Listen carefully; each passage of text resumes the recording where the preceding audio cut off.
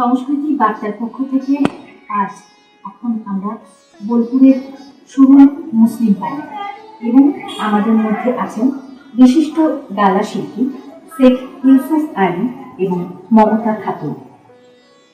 নমস্কার। আপনাদের কাছ থেকে জানবো অনেক কিছু আজ এই মুহূর্তে, তবে একেবারে শুরু থেকে যদি শুরু করি, তো এই যে এই ধরনের একটা শিল্প, এর প্রতি আপনারা আকৃষ্ট হলেন ঠিক কখন থেকে? আকৃষ্ট বলতে গালা শিল্পের একটা প্রশিক্ষণ নিয়েছিলাম। আমাদের বীরভূম জেলার সব থেকে প্রাচীন মানে খুব নামকরা শিল্পী ছিলেন যারা, ইলামবাজারে অজিত কুমার গুঁইয়ের কাছ থেকে। সেই প্রশিক্ষণ নেওয়ার পরে দেখেছি গালা শিল্প এত সুন্দর একটি শিল্প এবং এর বাজারও চাহিদা রয়েছে, খুব বিক্রি হয়।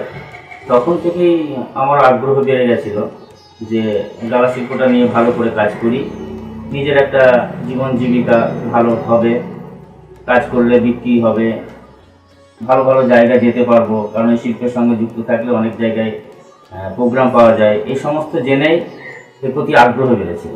তখন থেকেই গালা শিল্প করে আসছি কাজ।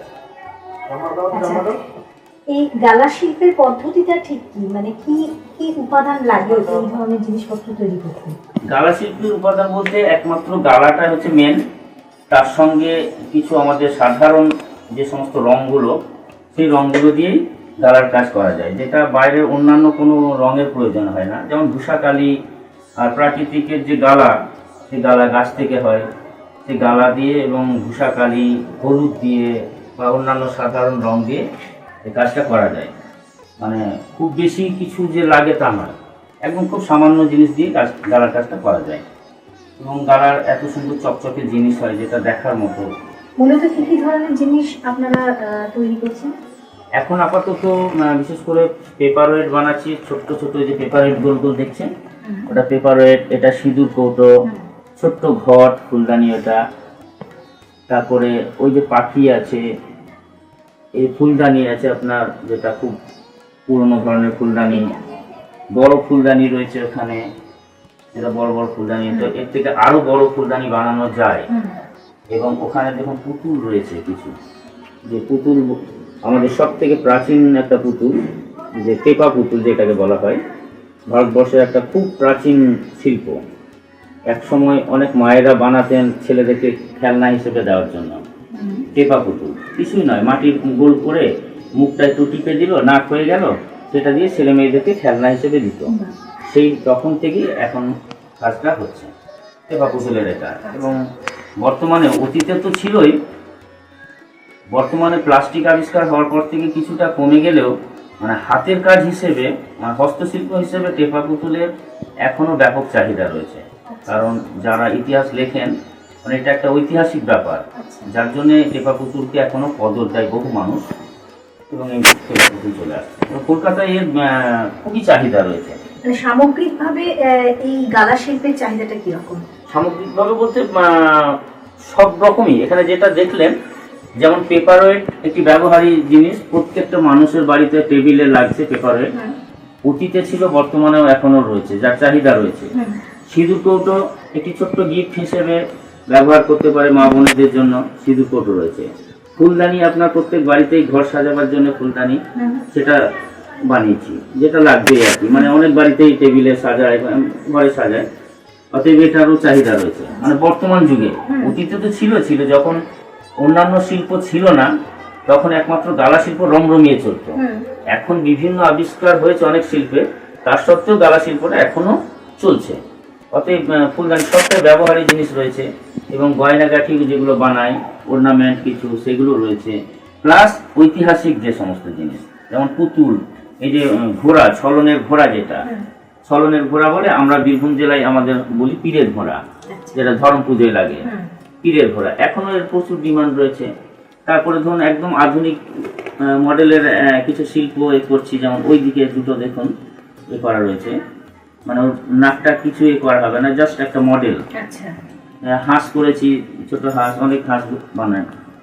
এই ধরনের বিভিন্ন জিনিস নতুন পুরনো সব মিলিয়ে বানায়। এবং সাজানোর জিনিসের উপর মূলত চাহিদাটা বেশি। মূলত চাহিদা আছে, প্লাস ব্যবহারী জিনিস, কানের টাপ, ঝুমকো, এগুলো তো খুবই চলে। একসময় খুব বানিয়েছি, এখন নতুন করে এই যে মাটির উপরে রং করে এটা একটা গয়না বানাচ্ছি, বিভিন্ন ধরনের ডিজাইনের করব। এগুলো এখন নতুনভাবেই করছি, যে কিভাবে গালার করা যায়, মাটিটাকে করে মাটির ডিজাইনটা করে এটা একটা লকেট করব, তারপরে কানের এগুলো হবে। এই যে এত জিনিস আপনি তৈরি করছেন এই মুহূর্তে, এগুলো বিক্রি করার জায়গাটা কোথায়? বিক্রি করার জায়গা রয়েছে, যেমন সোনাঝুরি হাট আছে, তারপরে আপনার মেলাগুলো, বিশেষ করে শান্তিনিকেতন মেলা, দোল মেলা, তারপর শ্রীনিকেতন মেলা, বাইরে আমি যে সমস্ত মেলাগুলো যাই, বর্তমানে সরকারি সংস্থায় যে মেলা, সেই মেলাগুলোতে যাওয়া যায়। এই মেলাগুলো রয়েছে। আর সোনাঝুরি তো আমাদের এখানে তো 12 মাস মেলায় লেগেই আছে, সবসময় মানুষ আসছে, প্রচুর টুরিস্ট আসছে, মালের চাহিদা খুব আছে, বিক্রি হয়। আচ্ছা, বীরভূম জেলায় গালা শিল্পের ইতিহাসটা যদি ধরি তাহলে সেটা কি হবে? বীরভূম জেলার মধ্যে গালা শিল্পের প্রথম ইতিহাস যদি বলা যায়, ফার্স্ট যে গালা শিল্পটা কী রকম, কোথা থেকে এলো, তাহলে আমরা সেই অতীতে মহাভারত থেকে বলে আসতে হয়। যেমন মহাভারতে বলা হয়েছে যতুগৃহ। যতু শব্দের অর্থ হচ্ছে গালা, গৃহ শব্দের অর্থ হচ্ছে ঘর। যতুগৃহ মহাভারতে পাণ্ডবদেরকে পুড়িয়ে মারার জন্য যে ঘরটি বানানো হয়েছিল সেটি গালার ঘর বানানো হয়েছিল। সেই তখন থেকেই বোঝা যায় যে গালার যদি ঘর বানানো যায় তাহলে গালার আরো শিল্প সামগ্রী বানানো হতো। সেই মহাভারত থেকে আজ পর্যন্ত হয়ে আসছে গালা শিল্প ভারতবর্ষের ইতিহাসে। এবার আসুন বীরভূমের ইতিহাসে। বীরভূমের গালা শিল্প বলতে এক সময় বীরভূম জেলার সব থেকে ব্যবসার কেন্দ্র ছিল ইলামবাজার। তখন বীরভূম জেলার অন্যান্য জায়গায় এত ডেভেলপ ছিল না।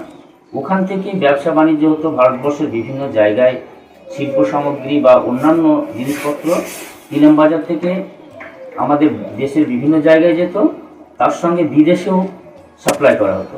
যেমন অজয় নদীতে তখন জাহাজ আসতো, সেই সমস্ত জাহাজে লোড করা হতো গালা, এখানকার বীরভূম জেলার নীল, তারপরে গরুদের কাপড়, এই সমস্ত ইলামবাজার থেকে বিদেশেও যেত, ইংরেজরা ব্রিটিশরা নিয়ে যেত। তা সেই তখন থেকে ইলামবাজারে ছিল একটা ব্যবসার কেন্দ্র, সব থেকে বড় ব্যবসা, ভারতবর্ষে একটা নাম করা জায়গা ছিল। তা সেখানেই কিছু নুড়ি পরিবার ছিল গালা শিল্পে, তারা কিন্তু বহু যুগ ধরে মানে গালা শিল্পের কাজ করে আসতেন এবং খুব বিখ্যাত শিল্পী ছিলেন। যেমন কিছু ইতিহাস আছে, যেমন একটা বলা যায় মুর্শিদাবাদের রাজপরিবারে তখন এখান থেকে গালার জিনিস নিয়ে যাওয়া হতো, তাদের পরিবারে ঘর সাজানো জিনিস, ব্যবহারী জিনিস, এই সমস্ত সাজানো হতো। এবং তারাশঙ্কর বন্দ্যোপাধ্যায়ের রাধা উপন্যাসেও এই গালা শিল্পের কিছু লেখা আছে। যেমন লেখা আছে মুর্শিদাবাদের রাজপরিবারে একটি গাছ বানানো হয়েছিল বাগানে, আস্ত গাছে কিছু মৌটুসি পাখি বসানো হতো, সেগুলো হচ্ছে গালার পাখি। গালার গাছ এবং গালার পাখি সেই তখন ওই গাছের মধ্যে বসানো হয়েছিল, খুবই সুন্দর দেখতে। এবং দিল্লি থেকে যে সমস্ত রাজ পরিবারের এরা আসতেন, মানে রাজায় রাজে যেভাবে যুক্ত থাকতো তাদের সঙ্গে মেলবন্ধন, তখন এসে তারা দেখতেন যে এত সুন্দর সুন্দর গালার শিল্প সামগ্রী রয়েছে। যদি গালার নতুনত্ব কিছু না দেখতে পেতেন তাহলে তাদের মনে দুঃখ হতো যে এবারে কিছু দেখতে পেলাম না, মানে যাতায়াত ছিল। যেহেতু মুর্শিদাবাদে গালার প্রচলনটা খুবই ছিল এবং সে শিল্পটা বানাতেন আমাদের ইলামবাজারের গালা শিল্পীরা।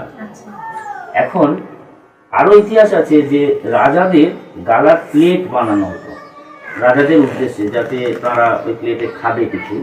খাওয়ার কারণ হচ্ছে গালাটা এমন একটা জিনিস, যদি বিষক্রিয়া করে রাজাকে মারার কোনো চক্রান্ত হয় তাহলে ওটা ফেটে যাবে। বিষ থাকলে, খাবারের মধ্যে বিষ থাকলে গালার প্লেটটা ফেটে যাবে স্বাভাবিকভাবে, তখন বোঝা যেত যে এর মধ্যে বিষ রয়েছে, এটা একটা কথা রয়েছে।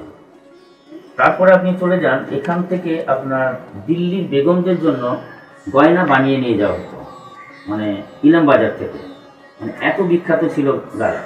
তারপর আরও কিছু পাওয়া যায়, যেটা প্যারিসের প্রদর্শনীশালাতে বীরভূম জেলার গালা শিল্প জায়গা করে নিয়েছিল, সেখানেও স্থান পেয়েছিল প্যারিসের প্রদর্শনীশালা। এইগুলো সব ইতিহাস আমরা জানতে পারছি পরবর্তীকালে, মানে যারা ইতিহাস লেখেন বিশিষ্ট ব্যক্তিদের কাছ থেকে।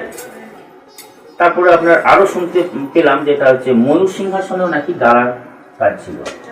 মূল সিংহাসনটা গালা দিয়ে গালার কাজ করা ছিল। কারণ আমি এখন অনুমান করছি যে আমরা যে অর্নামেন্ট বানাই তার মধ্যে যে স্টোনগুলো বসাই, গালা তো একটা আঠার ধরনের, তার উপরে স্টোন বসালে, যেমন হিরে বা সোনা কিছু জিনিস যদি সুন্দর সুন্দরভাবে বসানো যায়, সুন্দর বসিয়ে কাজ করা হয়। এবং ময়ূর সিংহাসনটাতে হিরে টিরে যে সমস্ত জিনিস বসানো হয়েছিল এই গালার মধ্যে, এবং সেটা বেশ টেকসই টেকসই দীর্ঘদিন থাকে, এই সমস্ত ইতিহাসগুলো আমরা পাচ্ছি। এইবারে চলে আসুন ইলামবাজার থেকে শান্তিনিকেতনে কিভাবে এলো, আমি কিভাবে শান্তিনিকেতনে গালার কাজটা করছি।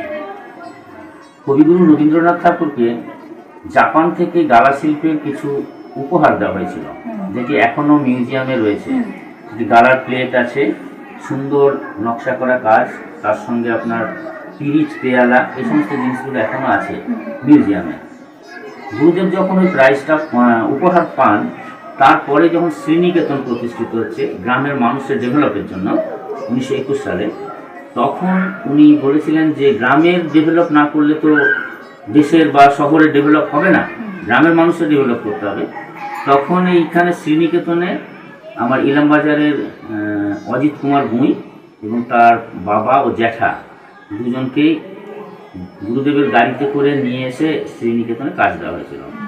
তখন গালা শিল্প, প্রথম গালা শিল্পের কাজ এখানে প্রশিক্ষণ দেওয়া হতো, যাতে গ্রামের মানুষরা প্রশিক্ষণ নেবে, প্রশিক্ষণ নিয়ে আরও ব্যবসা বাণিজ্য করবে, এই উদ্দেশ্য নিয়ে এখানে আনা হয়েছিল আমার মাস্টারকে এবং তার বাবা ও জ্যাঠাকে। আমার মাস্টারমশাই তখন অজিত কুমার উনি ছোটো ছিলেন, বাবাদের হাত ধরে এসেছেন।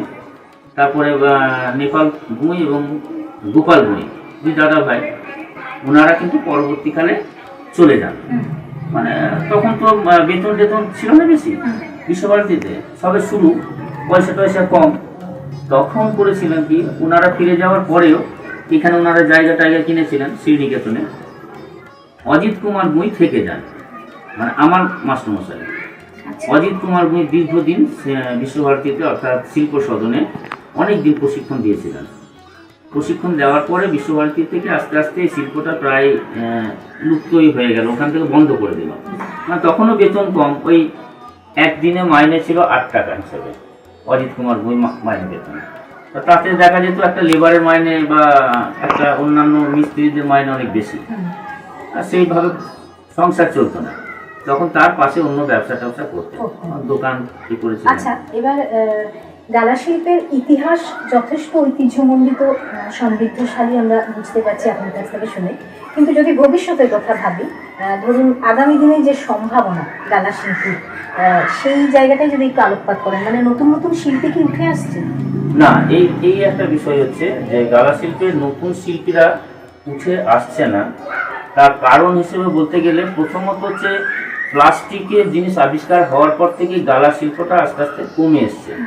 কিন্তু শিল্প হিসাবে তো আর কমছে না, শিল্প হিসাবে তার চাহিদা রয়েছে মানুষের কাছে, মানুষ শিল্পকে কদর দেয়। একটা মেশিন মেড যে জিনিস, তার প্রতি মানুষের এতটা এখনো ন্যাক হয়নি, কিন্তু হস্তশিল্পের জিনিসের কদর রয়েছে। এবারে ধরুন এই যে গালা শিল্পটা এত পরিশ্রমের শিল্প, মানে এই শিল্পটা করতে গেলে, একটা শিল্পী হতে গেলে পরিশ্রম করতে হবে, সেই পরিশ্রমটা করতে চাইছে না মানুষ। বর্তমান মানুষ তাড়াতাড়ি কিভাবে বেশি রোজগার করতে পারে সেই দিকেই চলে যাচ্ছে। তা যেহেতু আমাদের বীরভূম জেলার ওই শিল্পটা, তা বীরভূম জেলায় দেখা যাচ্ছে যে কাঁথা স্টিচের একটা শিল্প আছে যেটাতে পরিশ্রম কম। মানে যারা একটা শাড়ি বানায় তারা গ্রামের মানুষরা, এবং সেই শিল্পটা এনে বিক্রি করছে ব্যবসাদাররা, নিয়ে ওই দিকে চলে যাচ্ছে, অর্থাৎ মালটা এনে বিক্রি করে রোজগার করতে চাইছে। বেশি পরিশ্রম করে রোজগার করবো সেটা করতে চাইছে না, অর্থাৎ পরিশ্রমের কাছ থেকে মানুষ আস্তে আস্তে মুক্তি নিচ্ছে, সরে আসছে। ধৈর্য এবং সময়, এই দুটো জায়গা থেকেই পিছপা কোথাও না কোথাও বর্তমান প্রজন্ম হয়ে পড়ছে। সময়ের ব্যাপারটা দেখছে যে ওইদিকে কম সময়ে রোজগার বেশি হবে, তাই সেদিকে মানুষ বেশি ঝোঁক নিচ্ছে। আর যেহেতু এখানে চাহিদা রয়েছে, বীরভূম জেলার সব থেকে ডিমান্ড হচ্ছে কাঁথা শিল্পের বেশি, ওটা দেশ বিদেশে ছড়িয়ে গেছে। আর এটাকে ডেভেলপ করা যায়, সেটা হচ্ছে সরকারিভাবে যদি এর প্রশিক্ষণ দেওয়া যায়, বারবার প্রশিক্ষণ দেওয়া যায়, সেখান থেকে দুজন একজন শিল্পী বেরিয়ে আসবে এবং তারাই করবে। যেমন আমি সিউড়িতে কিছু কর্মশালা করি, প্রশিক্ষণ দিই, সেখানে ছেলে মেয়েরা বানাচ্ছে। হ্যাঁ, তাদেরই হাতে কিছু জিনিসের যে বাঘ রোল, ওখানে দেখুন বাঘ রোল বানানো আছে, বীরভূম জেলার একটা ইতিহাস।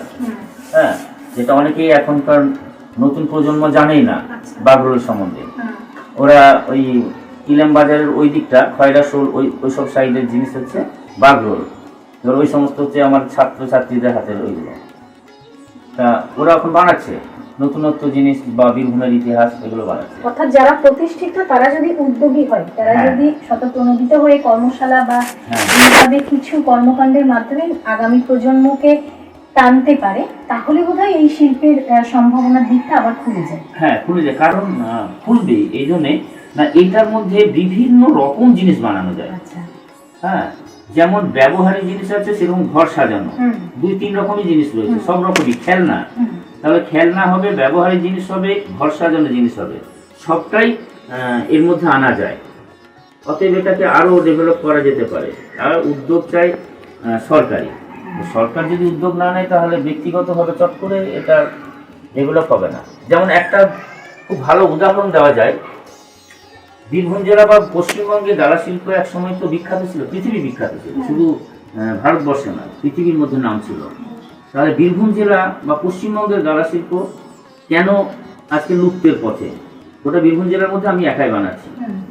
এই জায়গা থেকে আপনি একটু সরে যান রাজস্থানে গালা শিল্পের ব্যাপক চাহিদা, এবং ওখান থেকে গালা শিল্প সামগ্রী এক্সপোর্টও করা হচ্ছে, বিদেশে পাঠানো হচ্ছে, এবং গোটা দেশে চাহিদা আছে। সকলেই জানে রাজস্থানের যে গালার চুড়ি, ব্যাঙ্গেলস যেটাকে আমরা বলি, ওখানে ঘরে ঘরে বানানো হচ্ছে। আমাদের বীরভূম জেলায় যেমন কাঁথা স্টিচ ঘরে ঘরে বানানো হচ্ছে, রাজস্থানে গেলে দেখবেন যে গোটা শহর জুড়ে শুধু গালার কাজ হচ্ছে। তাহলে রাজস্থানে কেন গালা শিল্পের এত ডেভেলপ হচ্ছে, অথচ আমাদের বীরভূম জেলায় হচ্ছে না কেন? ওখানে সরকারিভাবে বিভিন্নভাবে সহযোগিতা করা হচ্ছে, গালা শিল্পের উপর লোন দেওয়া, গালা শিল্প নিয়ে সরকারি প্রোগ্রাম, গালা শিল্পের আরও কিছু মানে মেশিন দিয়ে কিছু বানানো যায় কিনা সে সমস্ত জিনিসও রাজস্থানে চলে এসেছে। সে জায়গা থেকে আমাদের যদি পশ্চিমবঙ্গে একটু চেষ্টা করে, রাজস্থান আর পশ্চিমবঙ্গ দুটোই তো ভারতবর্ষের দুটো রাজ্য, তাহলে এখানে কেন আসবে না? ওখানে যে সমস্ত মেশিন দিয়ে তৈরি হচ্ছে, অনেক কিছু মেশিনের মাধ্যমে গালার কাজ করা হচ্ছে, তো সেই জিনিসটা আমাদের বীরভূম জেলায় কেন আসবে না? একটু উদ্যোগ নিলেই হয়ে যায় বিষয়টা, এমন কিছু কঠিন নয়। অথচ আমাদের বীরভূম জেলা বা আমার বিশেষ করে পশ্চিমবঙ্গে যে শিল্পটা রয়েছে সেটা হচ্ছে আর্টিস্টিক ভাবটা। আর্টিস্টিকের সঙ্গে যদি আপনার কমার্শিয়ালটা চলে আসে, তাহলে এর ব্যাপক চাহিদা হয়ে যাবে। আর্টিস্টিক ভাবটা রাজস্থানে হয় না, ওখানে শুধু ব্যবহারী, যেমন চুড়ি, কানের গলার সেট, এই সমস্ত হয়। আর আমাদের এখানে কি হচ্ছে, আমি বিশেষ করে বানাচ্ছি, চুড়ি বানাচ্ছি, কানের গলার সেট, তার সঙ্গে আপনার আর্টিস্টিক যে সমস্ত শিল্প, ওই শিল্পগুলো দেখলে রাজস্থানীরা ওরা কিন্তু ওসব করে না। ওই যে শিল্পগুলো, এগুলো আমাদের কলা ভবন শান্তিনিকেতন আছে, আমরা এখানে আরো প্রশিক্ষণ পাচ্ছি বলে এই যে নতুনত্ব জিনিস, কত ধরনের জিনিস বানাচ্ছি। এত ধরনের জিনিস কিন্তু রাজস্থানে বানায় না, রাজস্থানে অনলি ফর চুড়ি। কারণ চুরির উপরে বানিয়ে এত কিছু করছে এবং কোটি কোটি টাকার বিজনেস হচ্ছে। তাহলে ওখানে যদি হয়, তাহলে আমার এখানে যদি সরকার একটু উদ্যোগ নেয়, তাহলে এখানেও ব্যাপকভাবে বেড়ে যাবে শিল্প। অর্থাৎ যে জায়গায় এই মুহূর্তে দাঁড়িয়ে আছে এই গালা শিল্পের কাজ, সেই জায়গা থেকে এটাকে পুনরুদ্ধার করা সম্ভব একটু সরকারি স্তরে যদি আলাপ আলোচনা করা যায়, এবং সেইখান থেকে যদি কিছু সহযোগিতা করা যায়, সেক্ষেত্রে ঘুরে দাঁড়াতে পারে আবারও গালা শিল্পের ভবিষ্যৎ। অনেক অনেক ধন্যবাদ ইউসুফদা আপনাকে, এবং দিদি মমতা খাতুন দিদি আপনাকে। আপনাদের এই কর্মকাণ্ড সম্মুখপানে ধাবিত হোক আরও অনেক অনেক দিন, এবং আপনাদের এই কাজের উৎসাহ দেখে ভবিষ্যৎ প্রজন্ম এগিয়ে আসুক, এটুকুনি শুভকামনা এই মুহূর্তে সংস্কৃতি বার্তার পক্ষ থেকে আপনাদের জন্য।